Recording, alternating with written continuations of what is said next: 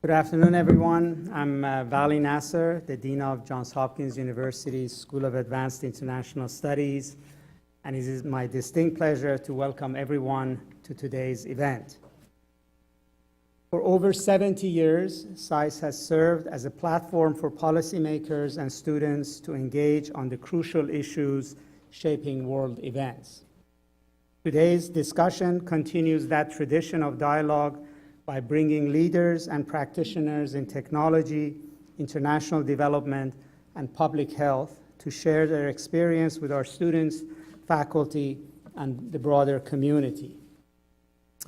It is an honor to host and welcome Mr. Bill Gates for a discussion of the future of U.S. leadership. Mr. Gates is currently the co-chair of Bill and Melinda Gates Foundation and a principal founder of Microsoft, a company he founded in 1975 with Paul Allen.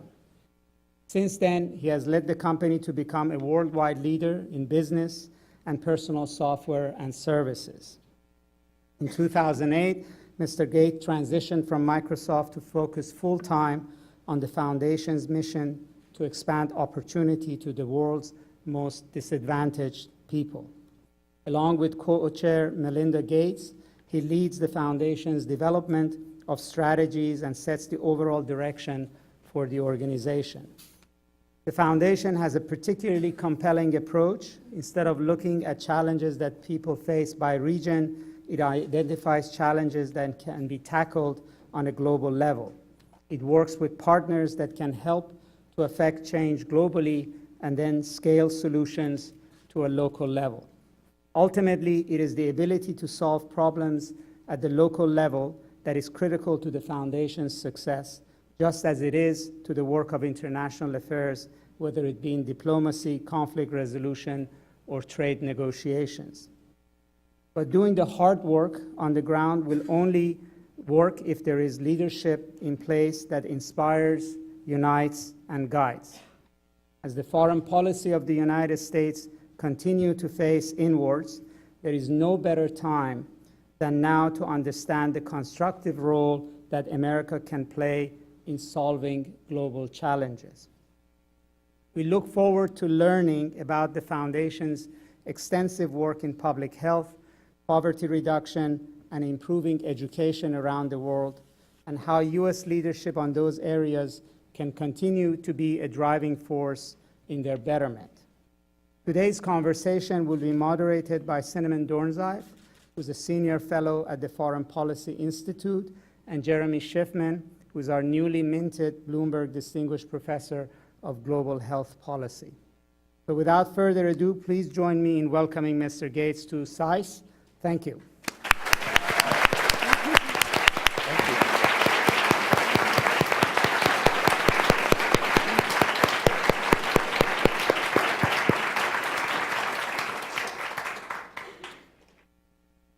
Okay, thank you so much for joining us, and I'm just going to brief the audience on the format that we've agreed on.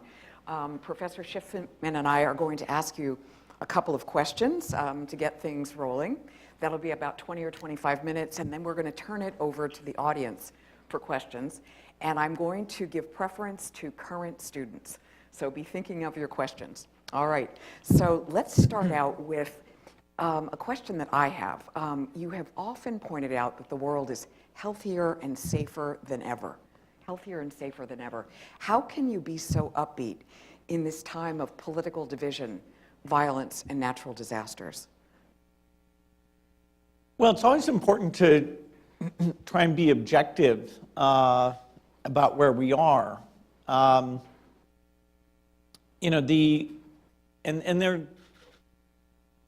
As media gets better at showing you tough things going on in the world, that's potentially distortionary because things that were very, very bad in the past, you just didn't have that same visibility of. Objectively, by almost any metric, the number of people getting educated, how long people live, the reduction of disease, even if you pick, say, World War II as the time boundary, how democratic governments are, this period since World War II has been unbelievable. The reduction in violence, the improvement in literacy, the improvement of health is phenomenal. Even if you take the last period of time, in 1990, over 12 million children under the age of 5 died. People are way more at risk of dying in their first 5 years than any other point, even older ages. And it was about a bit over 10% of all the kids were dying. Today, due to some things that leading governments, including the U.S. and our foundation, have done, those childhood deaths are less than 5 million a year. So it's quite a dramatic reduction. And we see a path that if the countries remain generous and we take advantage of the latest science, that we'll get that down to 2.5 million a year. And so it's really phenomenal, the level of improvement. If you take primary school enrollment, more and more secondary school enrollment, the world is a far better place today. Less violent deaths, less disease, more education than ever in its history. It doesn't mean we can feel complacent about that remaining burden, but this book, Factfulness, that I promote very heavily, and I super encourage everybody to look at, helps give people a framework of what's gone on in the world, so you can be kind of statistical and actually see the best practices and accelerate the things that have been done very well. I'm just wondering, what do you think prompts pessimism? With all the evidence that's out there of these positive developments. Or another way to put it is what prompts the lack of objectivity if indeed this is the case, that there has been these Well, we can take a metric, which is if you ask the public, is this the most violent time ever? They'll often say yes. And it's 100 times less violent than it was 1,000 years ago. That is, the percentage of deaths that are violent is down very dramatically on every time scale you can imagine. As you get organized government, you get less deaths. As you get countries working together, you get less deaths. The good news is that our tolerance of violence has gone down. So I can show you a magazine ad from Life magazine in the 1960s, and it says, if you don't buy the right brand of coffee, your husband will spank you. And it's got what you would now think of as a, at least R-rated picture of a man spanking his wife. And it'd be like, what? That's unbelievable.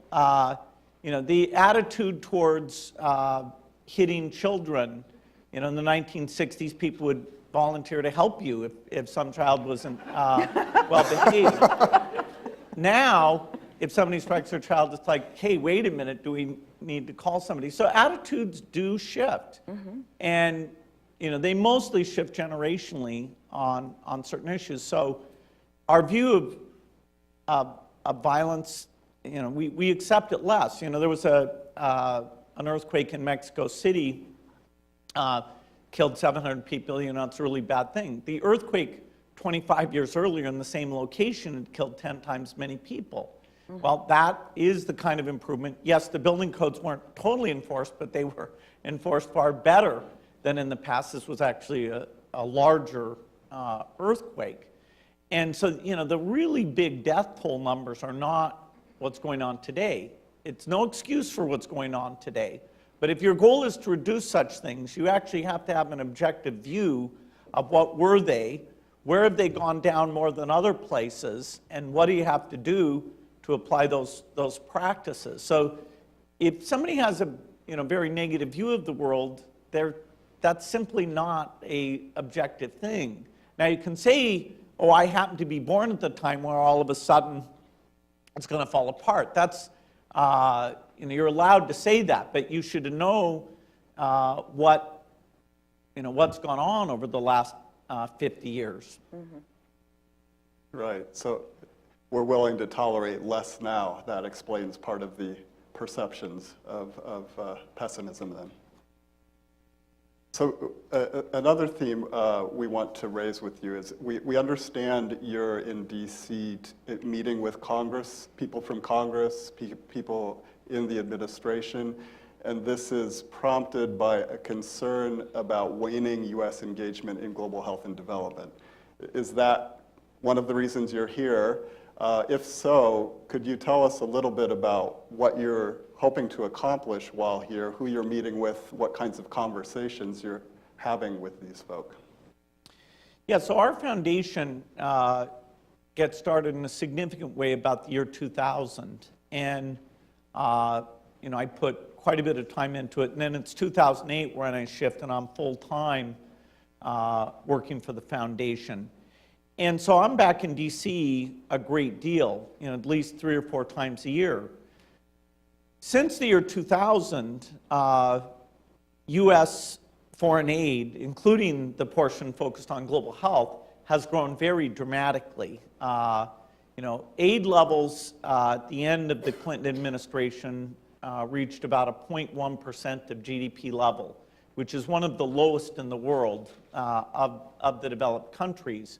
Under President Bush, with the addition of PEPFAR and President's Malaria Initiative and a number of things, got pushed up, almost doubled to 0.2%, which is phenomenal. And it wasn't just the health part. The health part grew way more than a factor of 2 because the AIDS-related program, the bilateral President's Emergency Plan for AIDS Relief, PEPFAR, and the multilateral Global Fund, those alone are a little over $6 billion a year, which is just a phenomenal thing that has saved an immense number of lives. So we saw a huge increase, and our foundation was part of creating the Global Fund.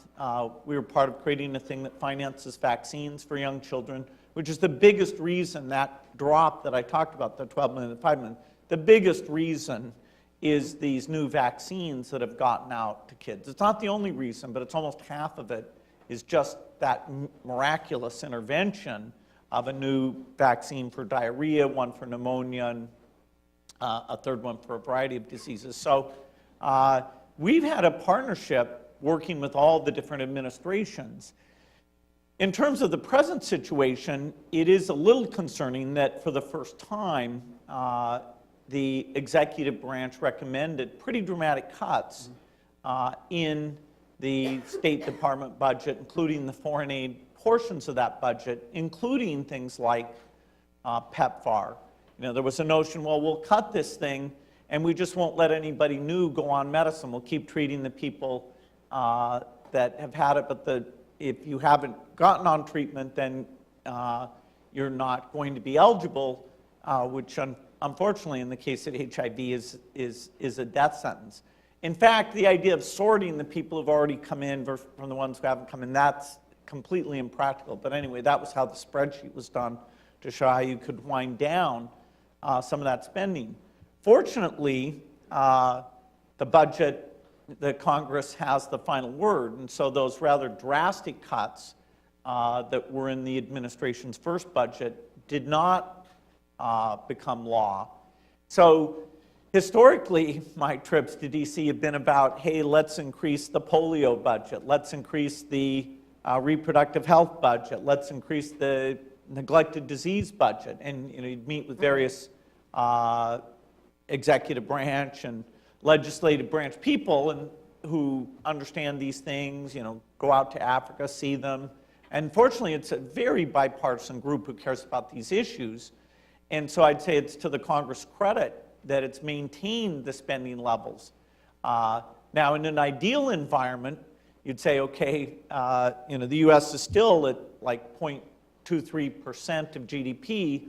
That compares to, say, France, Germany, the UK, that are at triple that. They're all above 0.7, which is viewed or was adopted as a positive level about 50 years ago, and it's sort of been kind of a benchmark people have been encouraged countries to get up to. So the U.S. on a relative basis is not nearly as generous. On an absolute basis, our 0.23% of GDP ends up being 30 billion of 130 billion of the total foreign aid budget, of which health is about 20% of that. The U.S. is disproportionately generous.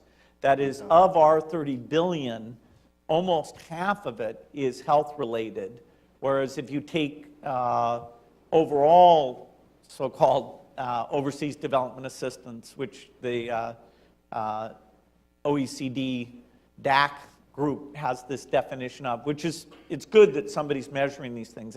In fact, it's fairly complicated because you have loans and loan forgivenesses and things that if you get into this field, the numbers are quite complex. But in any case, it's about a little over 20% of the overall ODA spending envelope. So my dialogue, to be clear, is to thank these people for the support of U.S. generosity.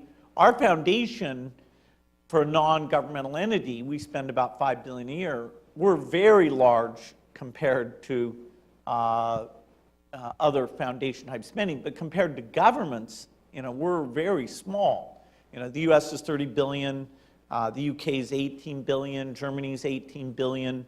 So our 5 billion is not capable of making up for some reduction somewhere else. And so the discussion with the Congress is, I'm getting to go to Africa more than they do. We have an extremely strong technical staff, both on delivery and on scientific innovation, and they see that we're putting billions of our money into these things in partnership with the U.S. government. We fund Global Fund, we fund Gavi, which is the vaccine thing. The polio campaign is actually fairly unique in that we're the largest single giver to the polio eradication. The U.S. government is the second, which is absolutely phenomenal. And so it's a constant dialogue about, hey, what's going on with HIV, what's going on with malaria, what's going on in Ethiopia and Nigeria, and the very key areas that we work in. Mm-hmm. Well, we're thinking about these issues here at SAIS, one of the premier schools of international relations in the world. So what advice would you give our dean, the faculty, the students assembled here, some of our alumni, about how should we approach global health and development from a policy-based perspective, from a curriculum and maybe practical skills that students would need going out and to be effective leaders in this field of global health and development?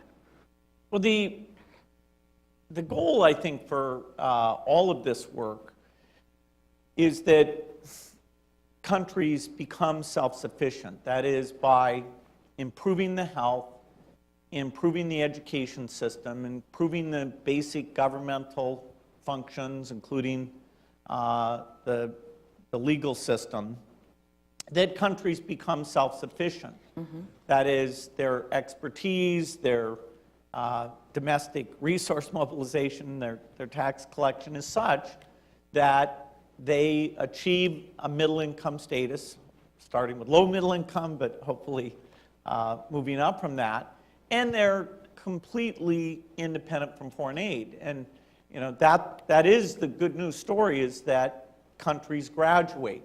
India is in the process of graduating. The UK no longer gives bilateral aid. The US still does some. Our foundation does some. But over the next 10 years, India will not be a foreign aid recipient. As a percentage of its economy, it's already pretty darn small. It's more in the area of technical assistance. Stories like Brazil, Mexico, Malaysia, South Korea, those are the success stories. Now, the darn thing is that when you solve those, you get this adverse selection that then the countries that you're working on are very tough countries. The Somalia, Yemen, DRC, CARs are a higher percentage, very dysfunctional areas, but we should care a lot about those areas. So health is not the only thing, but health is a very critical thing. In fact, not only does health cause these high death rates, but the high death rate is associated with parents having lots and lots of kids and a high population growth because they want to have a 90% chance of having several kids survive to adulthood. So amazingly, as you help kids survive, the population level effect is to reduce population growth. And Africa is going to be a huge challenge. Of the growth, as the world goes from the 7.3 billion we are today to 11.5 billion at the end of the century, of that 4 billion in increase, 3 billion of it's in Africa. Asia goes from 4 to 5, Africa goes from 1 to 4. And so it's another form of adverse selection. Even though the world is getting richer and things are getting better off, the place on average that babies are born is poor because rich and middle income countries have declining birth rates and Africa still has very high birth rates. In fact, Africa, with very few exceptions, Afghanistan, Yemen, the last high birth rate set of countries in the world are 40 of those 54 countries. So we should care a lot in health, understanding how health fits in, not just reducing the death rate, but also through good health and nutrition, that the physical and mental development of kids in poor countries makes them capable of being educated and contributing, achieving their potential. That's a gigantic thing. You're in a poverty trap as long as half your kids are malnourished, which is the situation in Africa today. You are not able to use your human capital to get out of that poverty trap. We have time for one more question before we go to the audience. Yes, we do. Just Great. So I've been reading your annual letters with interest, and I really liked 2018's. For 2018 addresses the 10 toughest questions that you commonly receive, and your foundation commonly receives. And number 8 on the list, I want to raise it because there are a lot of people involved in politics, interested in political science here. But is it fair that you have so much influence? And I don't want to ask you that question. What I want to ask you is, why do you think that question has emerged? And what do you understand to be the critiques that motivate it? Well, the notion of sort of an idealistic democracy, that everybody's studying issues in this deep, deep way and looking at budget trade-offs and comparing the other 193 countries and how they, their policies work in that area. That idealistic view is not, fully achieved. And so the idea, who decides what are the health priorities? If WHO is not doing a good job in some area, World Health Organization, who... Do you think they're not? Well, they are, the last 2 director generals have improved that agency quite substantially. UN agencies in general... Including the present one, Tedros? Yeah, Tedros, I was with him in New York City yesterday. He was the Ethiopian health minister when they initiated their whole community health worker plan, and they and Rwanda are the 2 most improved African countries. In case of Ethiopia, the healthcare has improved dramatically, the agriculture output's improved dramatically, now off of a super low base. And it's not a country without challenges, although the new, all 3 of the prime ministers, Meles, Haile Mariam, and now the new prime minister, really have been very forward-looking and moving towards much better policies. So UN agencies, in terms of how they hire people, do they hire enough people from this country? If somebody's not high-performing, do they, can they get rid of them?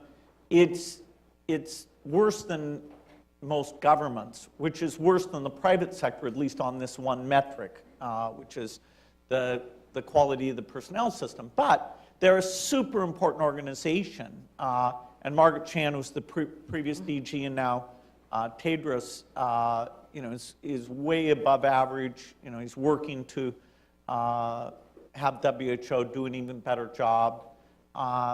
So UN agencies are super important And we work most closely. You're one of the biggest funders of the WHO. We're the second biggest, yeah. The U.S. government is the biggest funder, and we're the second biggest. Now, we're not part of the governance structure, the so-called World Health Assembly, which is the countries coming, to vote and all that.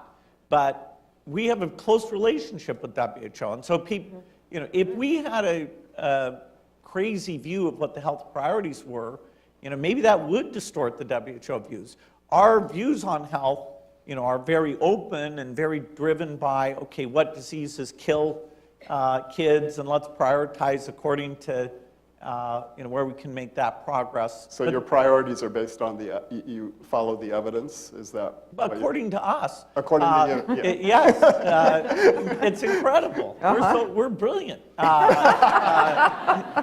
But, they all the time, I mean, people are writing articles about should we, get into other disease areas, and our approaches.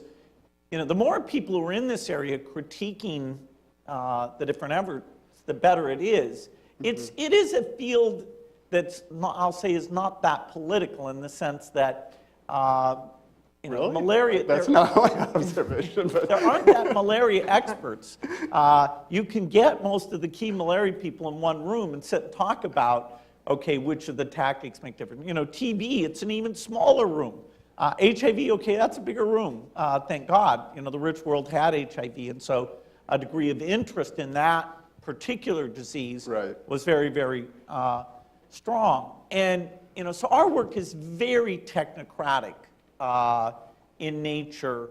We get into controversy, reproductive health, contraception, because of religious beliefs or governments that have been coercive in pushing the use of contraception.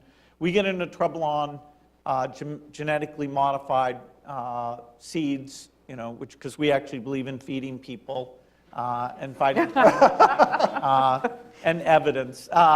So, we're very pro this damn science thing. But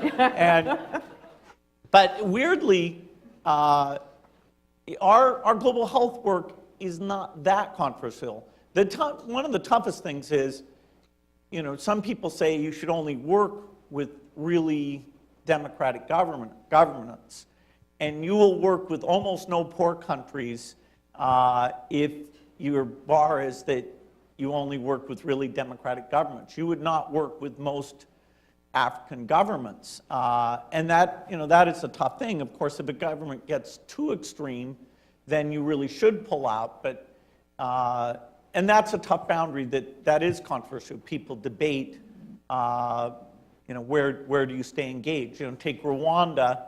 He, is in his fourth term. He said in his third term he won't have a fourth term. In terms of the quality of governance, it is absolutely phenomenal, but it's not a democracy, and we choose to engage there. That one, I wouldn't even say for us is a close call, but there's others that are very tough.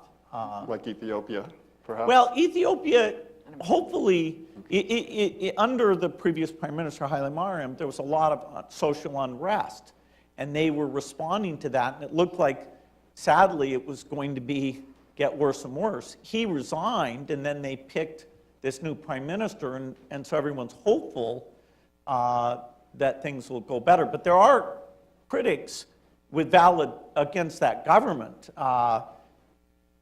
which that's a good sign, maybe, that there at least are some critics, not as many in the country as outside. But that is a choice that you have to make, is where are you going to work? Exactly. Thank you. Well, you've all been very patient waiting your turn to ask questions, but we've been talking a lot about Africa, and one of my favorite proverbs is, if you want to go fast, go alone, and if you want to go far, go together. And I think you've given us a really inspirational vision of how you've worked in partnership with our U.S. government, with international organizations around the world, and indeed across generations and across cultures. So it is now your turn. Would students raise their hand, please? Okay, I see one here, I see one here, and I see one here. Okay, Sharad, you're first. Thank you. coming here, first of all, and sharing. Mr. Gates, thank you so much for coming and sharing your thoughts with us. My question is about the role of online education. I know you're a big fan of Khan Academy, and believe me, I wouldn't have been able to come to a grad school or get through it without Khan Academy.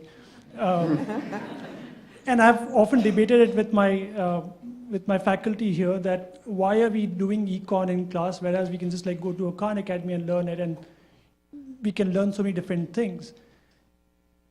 And then when you go to a job market, and if you say that you have done a course online, they still don't recognize it.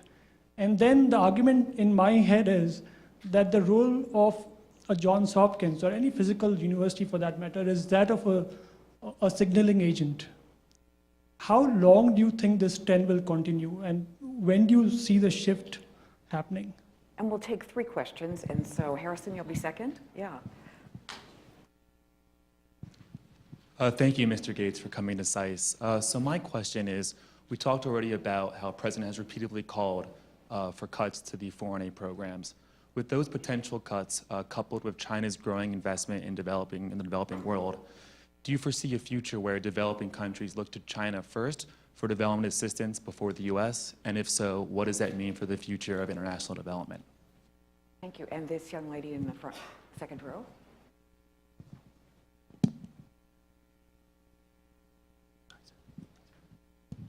Hi, my name is Sweeney. I am a government and politics major at the University of Maryland. My question to you is a general question. How would you advise an international student who's seeking a job in the U.S., like after graduating and after master's and future education? Thank you. Okay, so some practical questions, some philosophical questions, and some competitive questions. Yeah, in terms of online learning, there are cases where it's a better tool, but it's easy to expect too much from it. The key in education is not that the information is uniquely available at a school. All that information, you can go to the library, get the book. You know, if you want to learn physics, Richard Feynman lectures on physics. You know, I've never met anyone who learned physics by just reading those books. It's quite difficult, I can promise you. And so education is very much a social phenomena and a phenomenon of motivation. And so yes, if you get up to a graduate level, there are people who are motivated enough that a good online course can solve things. I'm you know, a huge customer of the Learning Company. You know, I take many of those courses every year. They're absolutely phenomenal.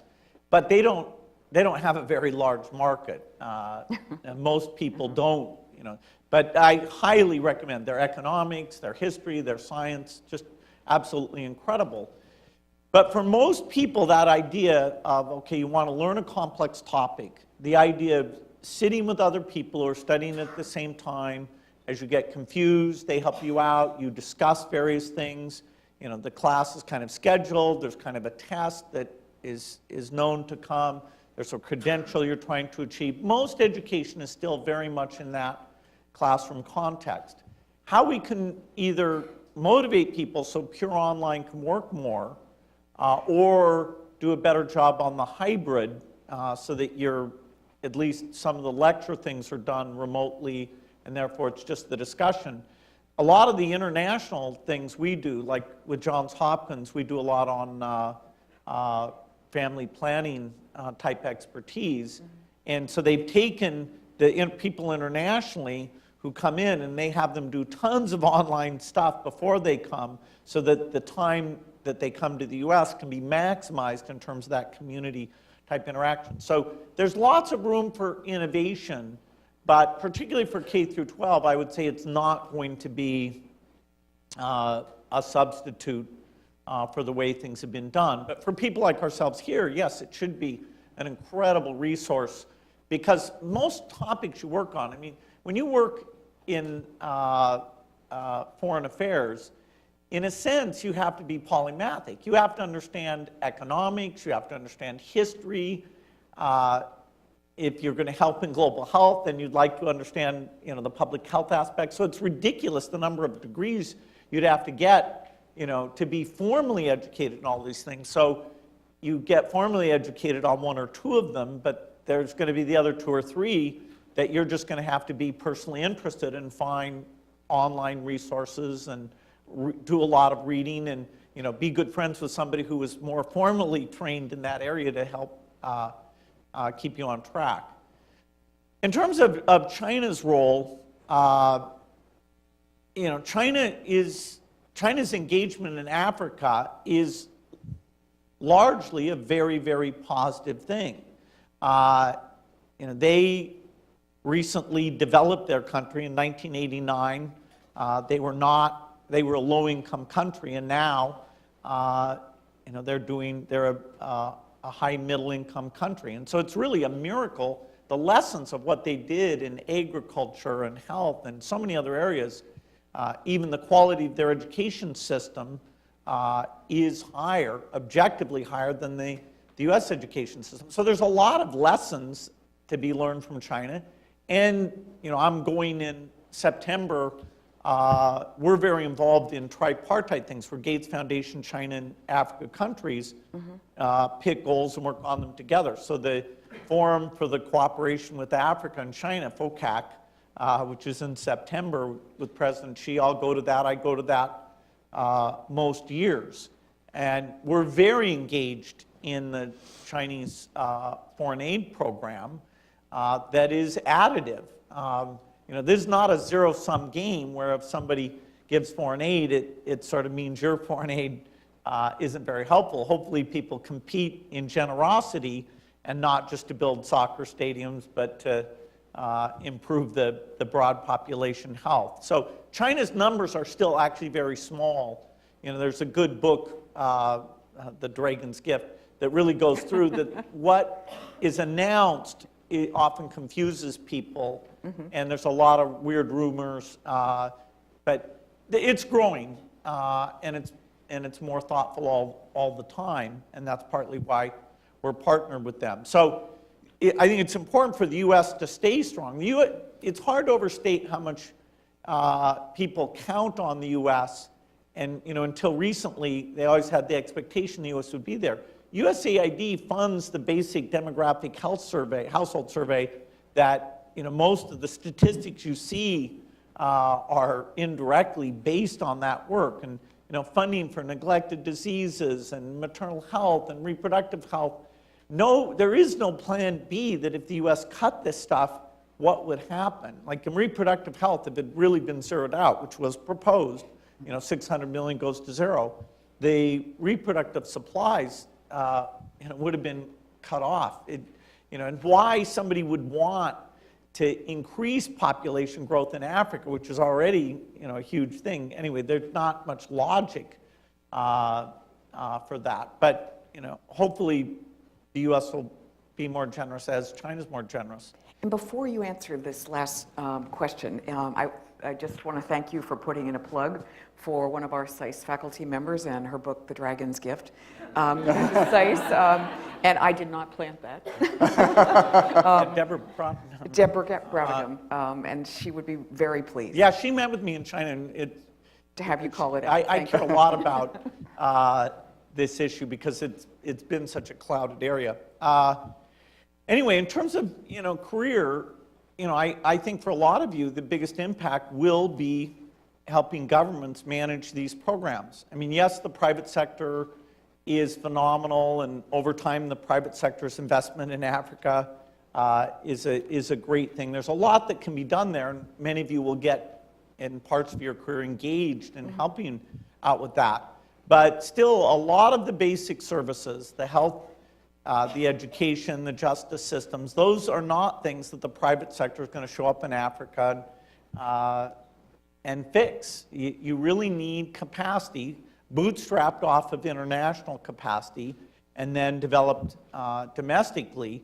Ethiopia is, again, a great example of this. We created, in partnership with the Ethiopian government, the Agricultural Transformation Agency.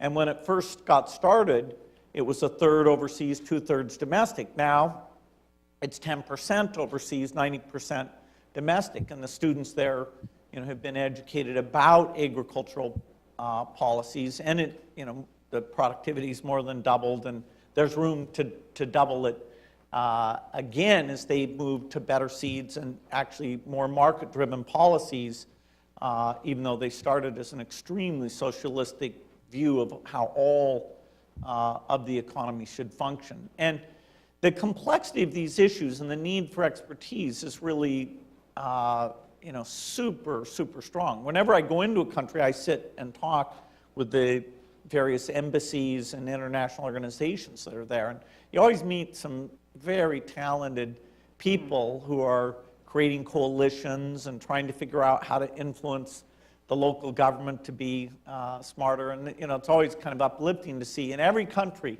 I only have one visit. I went to Nigeria one time, and usually when you get these international meetings, they're saying, oh, how long are you staying? You say, oh, 2 days. They say, oh, you should stay weeks. You should come back. This is the most important country. And you're like, really? You're that enthusiasm. But I went to the U.S. Embassy in Nigeria once, and I was like, how long are you staying? 2 days. Oh, why are you staying so long? It was definitely a very depressed group. Oh, you shouldn't come back here. But I'm a Nigeria specialist. My wife got Ethiopia, and I got Nigeria's area of focus, and I definitely got the tougher assignment of the two. Well, I am mindful of the time. Do you have time for one or two more questions? Okay, so students. I was noticing that there were two students working really hard to check us in. Would those two students stand and ask their questions, please? Yes. Yes, sir. Hi. And introduce yourself, please. My name is Drew Patnag. I'm a master's student here at JSU SAIS. So my question has to do with climate change. As the effects of climate change are increasing and the rise of climate migrants, how do you see your organization and organizations like yours dealing with this in the coming decades? Okay, and then the second question from the other young woman who was checking us in. Yes, ma'am. My name is Eleanor Anderson. I'm a recent graduate of SAIS. My question has to do with the reason you founded your organization. I was wondering what your inspiration was behind this particular issue as opposed to other issues, and if you have any advice on how we could inspire other people of influence to get involved in these important issues. In philanthropy or in... Yes. Yes, in philanthropy in general. Yeah. Maybe just let's take those two and see where we are at, with time after that. Or can we take one more? Sure. Okay, one more. So oh yeah, go ahead. Okay, one more SAIS student. Yes? Yes? Yes, ma'am. Okay. Thank you so much. Thank you for the opportunity. Yourself. Thank you, Ms. Gates, for coming to SAIS. My name is Wofai, and I'm a Nigerian. So when you said that you're Very important. when you said that your interest was in Nigeria, I just had to ask because I'm sure you're very familiar with the state of governance in Nigeria, and it's really terrible. And thank you so much for putting the hat through to our government when you came in March, I think March 2018 this year.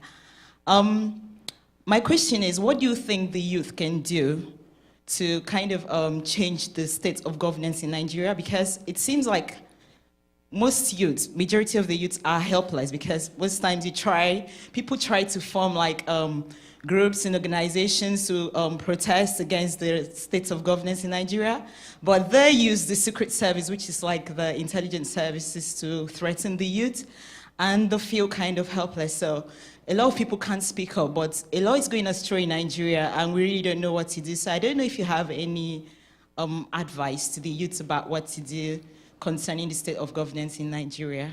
Okay, Thank well, those you. are big questions. So climate change, inspiration for philanthropy and youth in Nigeria and other locations. Yeah, in terms of climate change, it is a troubling fact that the emissions, come from developed northern latitude countries, and the negative effects are overwhelmingly in equatorial regions against the poor countries that don't contribute any meaningful amount to the emissions, particularly over time. And so African agriculture is where you're going to have the biggest problem.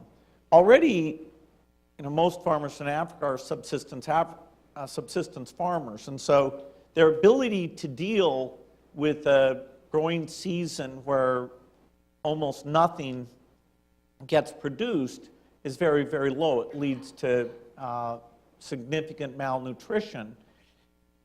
If you can improve agricultural productivity, say double or triple it, which is very possible, particularly with new seeds and fertilizer and good advice to those farmers, then even if 1 year out of 5 is very, very poor, either by selling crops or having buffer stock, you can live through that kind of variance. And so we have to raise agricultural productivity in Africa by at least a factor of 3.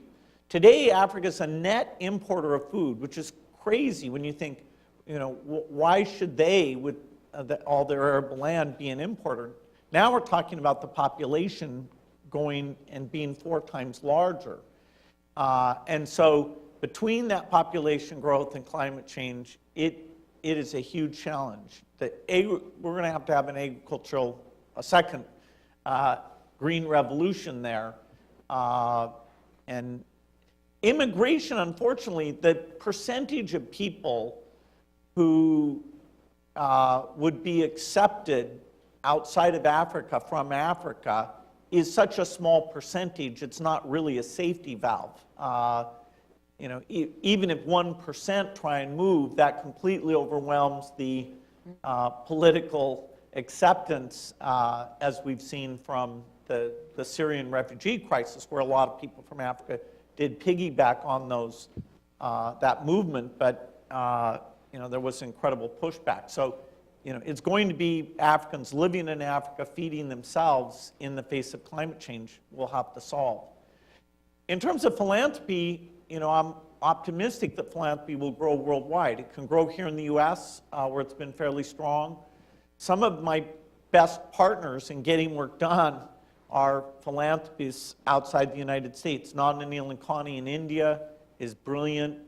He did the Aadhaar system, and very thoughtful philanthropist. Aliko Dangote in Nigeria, he helps get things done, even when it's a big challenge. He can call up the governor and help move things forward. So there's a lot of room for all the successful business people to engage in philanthropy. And philanthropy can help government.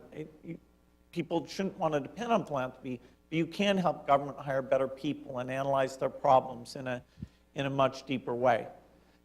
In terms of Nigeria, there's a lot of very positive things about Nigeria. It is a democracy, kind of a crazy democracy. It is a free press, and the press is willing to speak out on different issues.